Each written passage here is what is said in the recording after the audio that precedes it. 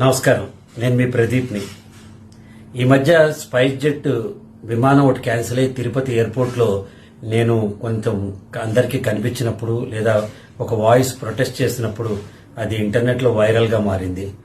సరే, మనం ఏం చేయలేం. అయితే ఆ పరిస్థితుల వెనకాల నా యాంగ్విష్ వెనకాల, నా యాంగర్ వెనకాల, నా కోపం వెనకాల లేదా నా ఆవేశం వెనకాల ఒక పర్పస్ ఉంది, ఒక కాజ్ ఉంది. అది మీకు ఎక్స్ప్లెయిన్ చేద్దామని అనుకుంటున్నాను. ఇప్పుడు నేను మొత్తం అక్కడ దాదాపు గంటన్నర సేపు నిలబడి మాట్లాడాం. అది మొత్తం పెట్టలేరు కాబట్టి ఎవరికి కన్వీనియంట్ గా వాళ్ళు అందులోని ముక్కలు తీసి లేదా వాళ్ళు షూట్ చేసిన బిట్లను మాత్రమే పోస్ట్ చేశారు. తప్పులేదు. అది చూసి చాలా మంది మంచిగా స్పందించారు. కొందరేమో వీడియో పర్సనాలిటీ డెవలప్మెంట్ ట్రైనర్ కదా, ఇతను సో అండ్ సో కదా, అంతెందుకు తెచ్చుకోవాలి, ఫ్రంట్ లైన్ స్టాఫ్ చిన్నవాళ్ళు కదా, వాళ్ళ మీద అరిస్తే ఏం లాభం అని చెప్పి మాట్లాడారు.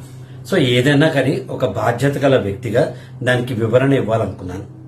At the outset first నా వల్ల ఎవరికైనా ఇబ్బంది కలిగితే స్పైస్ జెట్ స్టాఫ్ కానీ, నిజానికి కాదు, వాళ్ళందరినీ మీరు నా బిడ్డలు లాంటి వాళ్ళనే మాట్లాడాను నేను. కానీ ఈవెన్ అదర్వైజ్ వాళ్ళకి కానీ ఎవరికైనా జరిగితే unconditional apology, there is no problem. Point number 2, ఎందుకు ఇలా జరగాల్సి వచ్చింది అని చిన్నపాటి అనాలిసిస్ లోకి వెళ్తే జరిగింది మొత్తం క్రోనలాజికల్ ఆర్డర్ లో మీకు చెప్తాను. 8:30 is the last flight from Tirupati to Hyderabad. అది స్పైస్ జెట్ ఉంది కాబట్టే స్పైస్ జెట్ ని చాలా మంది ప్రిఫర్ చేస్తారు. నేను కూడా అట్లా ప్రిఫర్ చేశాను. గతంలో చాలా చేదు అనుభవాలు ఉన్నా సరే అది ఈసారైనా బాగుంటుందేమో అని ఇక గతి లేని పరిస్థితుల్లో దాన్ని 8:30 ఫ్లైట్ కి నేను నా ఫ్యామిలీతో పాటు వెళ్ళాను. దర్శనానికి కాదు, వేరే బిజినెస్ పని మీద వెళ్ళాను. వెళ్ళినప్పుడు దాన్ని ప్రిఫర్ చేశాను. 8:30 ఫ్లైట్ బుక్ చేసుకున్నాను. కరెక్ట్ 6:30కో 6:45 మధ్యలో యువర్ ఫ్లైట్ ఈస్ డిలేడ్, అది 11:10 బయలుదేరుతుందని ఒక మెసేజ్ వచ్చింది. మేము ఆర్గనైజ్డ్ బోనఫైడ్ ప్యాసింజర్స్ కాబట్టి మాకు ఆ మెసేజ్ వచ్చింది. కింద కామెంట్లో ఎవరో పెట్టారు, మీకు మెసేజ్ వస్తుంది కదా అని. వచ్చింది సరే, లేట్ అయింది కదా అని వెంటనే ఏం చేసాం, మాకున్న టైంని వినియోగించుకోవాలని ఓ పావుగంట మేము దగ్గరలో ఉన్న శ్రీనివాస మంగాపురం వెళ్లి స్వామివారిని దర్శనం చేసుకుని వెనక్కి ఎయిర్పోర్ట్కు వస్తున్న తరుణంలో మళ్లీ ఒక మెసేజ్ వచ్చింది. Almost we're about to reach the airport. ఎప్పుడు అరౌండ్ 7:30 ఆ ప్రాంతంలో, 8:30 ఫ్లైట్, 7:30 ఆ ప్రాంతంలో ఒక మెసేజ్ వచ్చింది, your flight is got cancelled అని. మరి ఆల్టర్నేట్ అరేంజ్మెంట్ ఏం చేయాలి? లాస్ట్ ఫ్లైట్ అది. అయితే బస్సులో వెళ్ళాలా, కార్లో వెళ్ళాలా, ఏం వెళ్ళాలి, అసలు వీళ్ళు ఏమన్నా ఆల్టర్నేట్ చేస్తారా అని తెలుసుకోవడానికి వేరే స్పైస్ జెట్ ఆఫీస్ సిటీలో లేదు కాబట్టి మేము ఎయిర్పోర్ట్కి వచ్చాం. మాతో పాటు చాలా మంది అక్కడ దాదాపు 50-60 మంది ఉన్నారు అక్కడ. నేను వెళ్ళేటప్పటికి సీన్ ఏంటంటే, ఒక అబ్బాయి అమ్మాయి జస్ట్ యంగ్స్టర్స్ ఇద్దరు అక్కడ నుంచుని ఉన్నారు.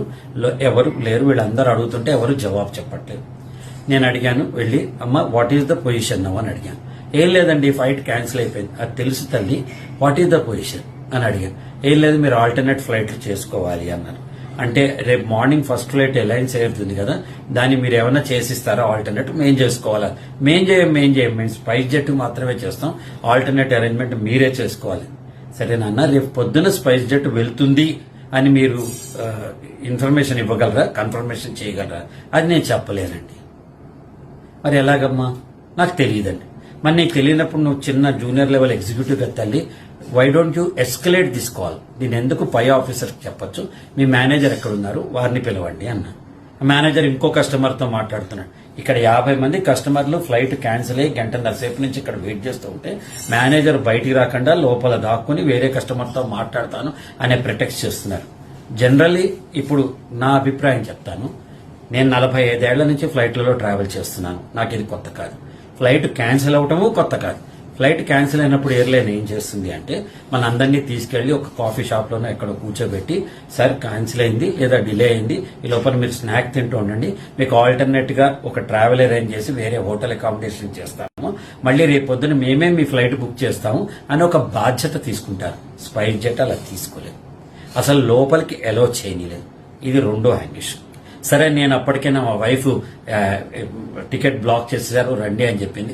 కానీ నేను సడన్ గా చూసేటప్పటికి ఒక పసిపాప ఉన్న తల్లి, బేబీ, మంత్స్ బేబీ, పుట్టు వెంట్రుకలు చేయడానికి వచ్చిన ఒక బేబీతో ఉన్న తల్లి, నేను బిడ్డకి ఫీడ్ చేయాలి, నన్ను అలౌ చేయండి అంటుంటే అక్కడ పోలీసులు లోపలికి అలౌ చేయనిట్లా. ఎందుకు అలౌ చేయకూడదు? నా దగ్గర టికెట్ ఉంది కదా, నా దగ్గర ఆధార్ కార్డు ఉంది కదా, ఐఎమ్ ఏ బోనఫైడ్ ప్యాసింజర్ కదా, ఫ్లైట్ క్యాన్సిల్ అవడం నా తప్పు కాదు కదా. అయినా సరే ఆ బిడ్డకి అలౌ చేయలేదు. ఈ తల్లి వెళ్ళి అడుగుతాను ప్లీజ్ అంటే అలౌ చేయట్లేదు. నాకు వచ్చి చెప్తే నేను తిరిగి అక్కడికి వెళ్ళి అక్కడ ఉన్న వాళ్ళందరి దగ్గర ఇది నేను చెప్పే ప్రతి అక్షరం యథార్థం అని చెప్పి వెళ్తే ఆ పోలీస్ ఆఫీసర్ ఏమన్నారంటే, లేదండి ఎయిర్లైన్స్ చెప్తే అలౌ చేస్తాం, లేకపోతే వీ కెనాట్ అలౌ ఇట్ అన్నారు. మళ్లీ కౌంటర్ దగ్గరికి వచ్చి ఈ అమ్మాయిని లేదా వీళ్ళని, అమ్మ ఎయిర్లైన్ అలౌ చేయండి, ఇంతమంది బయట నుంచున్నారు, 82 వాళ్ళు ఉన్నారు, ఫ్యామిలీస్ ఉన్నాయి, ఎంతో మంది ఉన్నారు, ఇక్కడ బయట ఉక్కపోతగా ఉంది, మీరు లోపలికైనా అరేంజ్ చేయండి, లేదా తొందరగా కార్ అయినా తెప్పించండి, తొందరగా ఆల్టర్నేట్ అరేంజ్ చేయండి అని మనం మంచిగా చెప్తే కూడా వాళ్ళందరూ పట్టించుకోలేదు. అప్పుడు నాకు కోపం వచ్చి, మీరు మా పిల్లలు మిమ్మల్ని తిడితే లాభం లేదు, మీ పై ఆఫీసర్ ఎవరున్నారో వాడిని పిలవండి అంటే, లేదు క్లయింట్తో మాట్లాడుతున్నారు, కస్టమర్తో ఎవడమ్మా కస్టమర్, ఇక్కడ ఇంతమంది కస్టమర్లు వెయిట్ చేస్తుంటే పిలవమని చెప్పి కొంచెం గట్టిగా అంటే ఆయన వచ్చాడు. ఎప్పుడొచ్చారు? దాదాపు 45 మినిట్స్ మేము ప్లీడ్ చేసి, ఆర్గ్యూ చేసి, అరిచి, షౌట్ చేసి, ఎక్స్ప్రెస్ చేసిన తర్వాత ఆ మేనేజర్ వచ్చాడు. వచ్చిన వాడు కోల్డ్గా ఉన్నాడు. అవునండి, కరెక్ట్. రేపటి ఫ్లైట్ వెళ్తున్నాను మీకు గ్యారంటీ ఇస్తారు, నేను ఇవ్వలేను. ఇప్పుడు ఎప్పుడు పంపిస్తారండి? నాకు తెలియదండి. వస్తాయి, వెహికల్స్ వస్తాయి. Is the way we expect from that? Then I said, ఇంతమంది పెద్దవాళ్ళు పెట్టుకుని, ఇంత ఆడవాళ్ళు పెట్టుకుని, ఇంకా ప్యాథటిక్ ఏంటంటే ఒక వైఫ్ అండ్ హస్బెండ్ ఇద్దరు హైదరాబాద్ నుంచి స్పైస్ జెట్ లోనే మార్నింగ్ బుక్ చేసుకున్నారు. అది ఆకాశంలో 3 సార్లు తిరిగి మళ్ళీ 15 నిమిషాలు కింద దింపేసి టెక్నికల్ రీజన్స్ అని వేరే ఫ్లైట్ ఎందులోనో వీళ్ళని పంపించారట. అంటే పొద్దున్నుంచి ఈ ఫ్లైట్ ఇలా ఉందని మీకు తెలుసు, ఇబ్బంది వస్తుందని తెలుసు. ఒక పెద్ద ఎయిర్లైన్స్ కింద ఆల్టర్నేట్ వాట్ ఇన్ కేస్ ఈ ఫ్లైట్ క్యాన్సిల్ అయితే వీళ్ళని ఏం చేయాలి అనే ప్లాన్ బి మీకు లేనప్పుడు మరి అరవక ఏం చేస్తాను చెప్పండి? నేను నా కోసం అరవలా, నా కారు ఉంది, నా దగ్గర టికెట్ ఉంది, నా దగ్గర మా ఫ్రెండ్ హోటల్లో రూమ్ ఉంది, నేను అస్సలు నా కోసం అరవలా. నేను అరిచింది ఎందుకు అంటే, చుట్టుపక్కల వాళ్ళందరూ పిల్లలు, ఆడవాళ్ళు వీళ్ళందరూ ఉంటే వాళ్ళు అసలు జవాబు చెప్పలేని ఒక ఇర్రెస్పాన్సిబుల్ స్టాఫ్ వాళ్ళు. మీలో చాలా మంది ఫ్రంట్ లైన్ ఆఫీస్ కదండి, వాళ్ళు చిన్న ఉద్యోగస్తులు కదండి, వాళ్ళని ఎందుకు తిడుతున్నారండి అంటే, వాళ్ళు చిన్నవాళ్లే పెద్దవాళ్ళ కాదు, వాళ్ళ కంపెనీ రిప్రజెంటేటివ్స్ కింద అక్కడ ఉన్నప్పుడు వాళ్ళు వాళ్ళ పరిధిలో లేకపోతే ఒక ఫోన్ కాల్ చేసి వాళ్ళ హెడ్ ఆఫీస్ కో హైయర్ అప్స్ కో ఏం చేయాలంటే వాట్ ఈస్ ద మ్యాటర్ అని చెప్పాలి. నేను అప్పటికన్నా మీ వాళ్ళు ఎవరు కన్సర్న్ అయితే వాళ్ళతో మాట్లాడించండి, మేము మాట్లాడతాం. It's more than 1.5 hours that we're waiting for it. ఒక కారు లేదు, ఇచ్చే మంచినీళ్ళు లేదు, కాఫీ షాప్ లేదు, లోపలికి ఎలో చేయట్లేదు, ఆల్టర్నేట్ టికెట్ బుక్ చేయట్లేదు, హోటల్ అకామిడేషన్ ఎక్కడా అని అడిగితే చెప్పడం లేదు.